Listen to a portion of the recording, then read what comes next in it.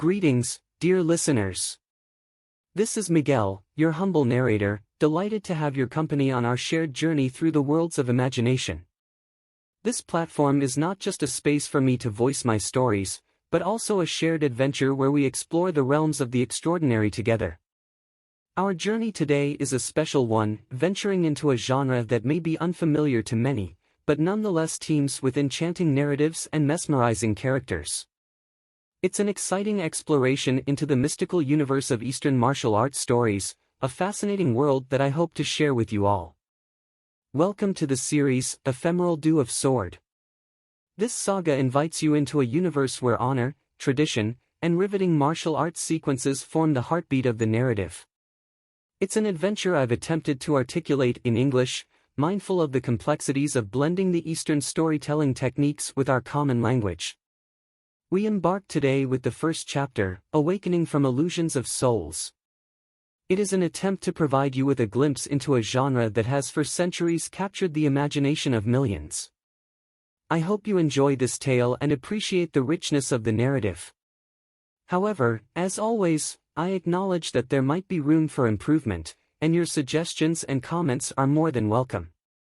So dear listeners, let's embark on this new journey together. Welcome to the world of Ephemeral Dew of Sword. Are you ready to begin? Let's dive in.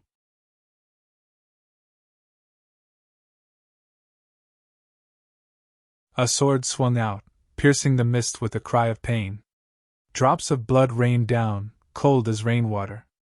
The grip on the sword in his hand grew stronger, the faces in front of him marked by the sword, unrecognizable now.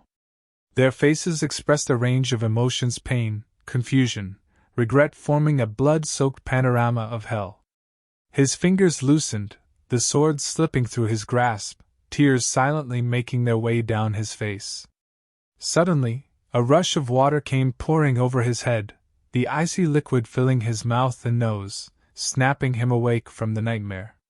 He forced his eyes open, only to be met with darkness, with just the faint flicker of a distant lantern. A tall man, having emptied his bucket, turned to another and said, "Sir, he's awake." Squinting in the dim light, he made out the figures. Two robust constables, swords seemingly attached to their waists, their gaze unwavering. Sandwiched between them was a small man in a black cloak, wearing a mask. He was significantly shorter than the constables, yet they showed him nothing but respect. The mask, made of silvery white metal, was inlaid with two slender rubies, giving his face an eerily serpentine expression. "Are you the boozer who begs in Tong Yu Lane in the capital?"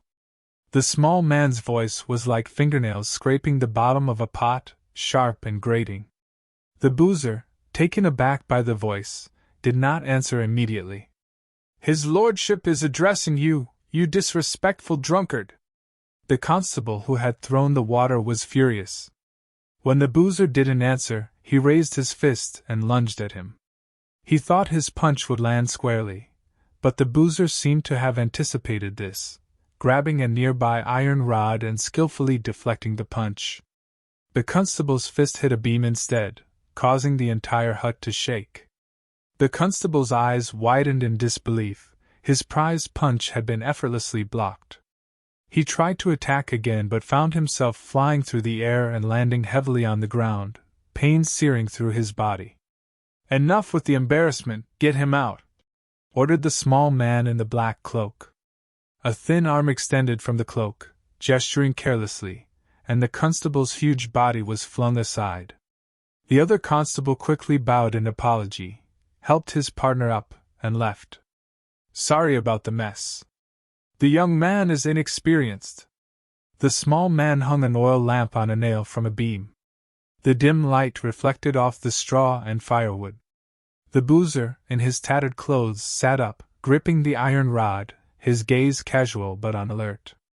"Let's get to know each other better, and have a chat. I have a few questions for you, the boozer of Tong Yu Lane." Mimicking the boozer, the dwarf in the black cloak sat on the ground. "I am nothing more than a boozer and a beggar. I've spent my years begging on Tong Yu Lane, disturbing no one. I ask only for the scraps and dregs, to live out the remainder of my life." I beg for mercy, for your leniency. Please let me go, said the boozer, dropping his iron staff and falling to his knees, knocking his head on the ground.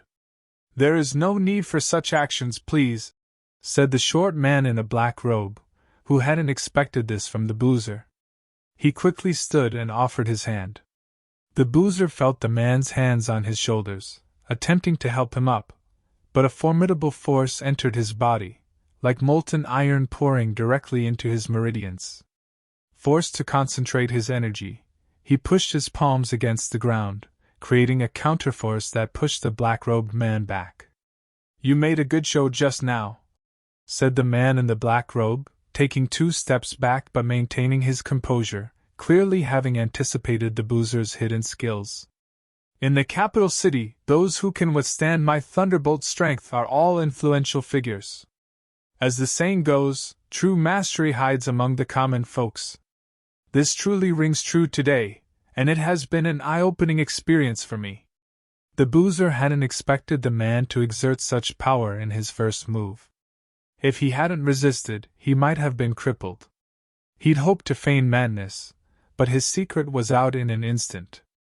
Uncertain if the man was friend or foe, he picked up his iron staff, stood silent, and held the staff across his chest, his body trembling slightly. I am one of the stars of the stellar sect, serving the Emperor in the capital city. His Majesty has bestowed upon me the title Lord Serpent Ascendant. Perhaps you, living in this region, haven't heard of me, but you must have heard of the stellar sect, said Lord Serpent Ascendant, seeing the boozer's hostility. He produced a golden flask of wine and handed it over. The boozer looked at the flask and shook his head, declining to take it. The stellar sect serves the court, renowned for our skills. Everyone in the capital knows this. But I've never heard of you, Lord. I'm a humble man with no ties to the court. I think you've come to the wrong place and found the wrong man. Lord Serpent Ascendant held the flask aloft, showing no intention of withdrawing it.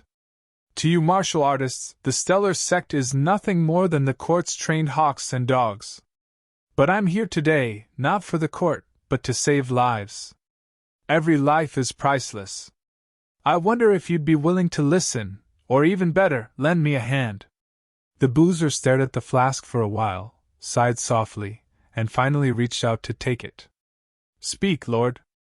I don't know how I can help, but I appreciate the wine, he said. The matter is well known in the capital. In the past 3 months, a series of murders have occurred. The victims now number 26, all killed by a sword through the throat. The wounds suggest a renowned swordsman is at work. The stellar sect has dispatched several constables to investigate, but we've had no luck. Lord Serpent Ascendant detailed the case, his voice revealing a hint of anger. I've heard of this. The killer is said to be a phantom, leaving no trace. The victims come from all walks of life, rich and poor, noble and humble. It's as if the killer is the death god himself, sparing no one once chosen. It's created fear in the capital, said the boozer, taking a sip of the exquisite wine. As you've said, it's a matter of saving lives. But as I said, you've found the wrong man. I'm a beggar. I don't have the skills to investigate and catch the killer. I'm a helpless drunk, I'm afraid. Really? You're underestimating yourself, said Lord Serpent Ascendant, standing up and pacing with his hands behind his back. His silver mask concealed his facial expressions, but from the 2 red gems set in the eye sockets, it seemed that a pair of spirited eyes were incessantly observing the boozer. Judging by Lord Serpent Ascendant's demeanor, it seemed that he had long anticipated the boozer's reaction. The boozer didn't engage much in the conversation, only savoring the fine wine in his hand. He sought nothing more than a good drink. Today, a high-ranking court official had generously offered excellent wine, and he didn't hold back. He quickly finished the bottle, now swinging the empty flask, trying to listen for any remaining drops. But there was not a single drop left. What a capacity! This sour-cleaving brew in the flask is a rare strong liquor. Most people get dizzy after a single sip. I didn't expect you, sir, to have such a good capacity and courage for alcohol, finishing it in just a few gulps. Truly living up to the title of a boozer. But aren't you afraid that I might poison this wine? Lord Serpent Ascendant stared at the boozer, whose face had already turned red from drinking, and suddenly changed the topic. His words were filled with a sudden aura of threat. That's a good idea, sir, chuckled the boozer, seemingly unfazed. He held an iron rod in his hand, gently tapping the ground while humming a nonsensical folk tune in a peculiar accent. Despite Lord Serpent Ascendant's threatening words, the boozer seemed undisturbed. Your magnanimity is admirable. Lord Serpent Ascendant retracted his menacing air and looked up at the roof of the firewood house, slowly uttering, with your skill in martial arts, you must have been part of the martial world. Have you ever heard of the Sioux family, residing at the Swallow Riverside Estate, known as the Autumn Stream School in the East? And with that, dear listeners, we reach the pause in today's adventure. This chapter of our thrilling saga, Ephemeral Dew of Sword, has more to unfold. Thank you for joining me so far and allowing me to share with you the fascinating tales from this realm. Your company along this journey has been a true pleasure. I am Miguel, your humble guide through these narratives. Until we continue with our story, I wish you an imaginative day filled with intrigue and wonder. Keep safe, take care, and let your curiosity be your guide. This world is brimming with stories that yearn to be discovered, and I look forward to unveiling more of them with you. Until then, stay tuned, and farewell for now.